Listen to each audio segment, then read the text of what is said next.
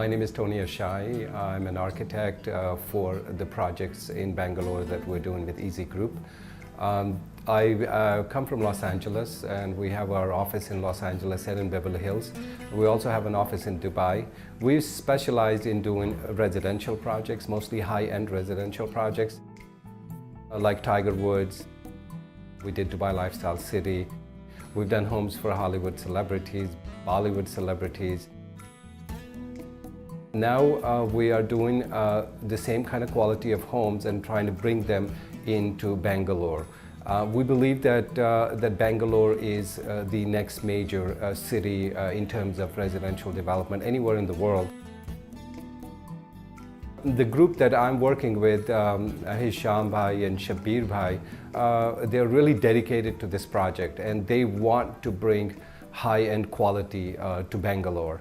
And the first project that we will be launching in Bangalore on Hennur Road is called Corinth. And Corinth is, if you know, it's from Corinthian. Corinthian is a style of a column. It's the top of the column, which is an Italian design. We're doing an Italian Tuscany theme.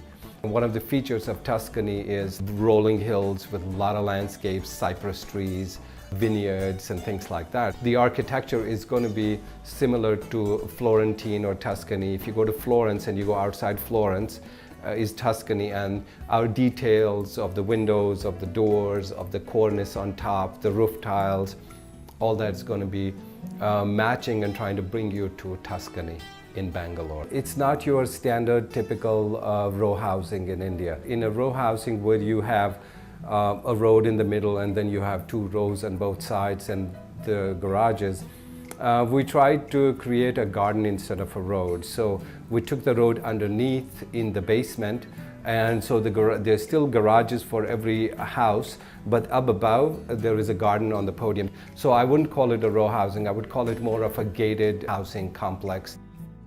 It's going to have this amazing clubhouse.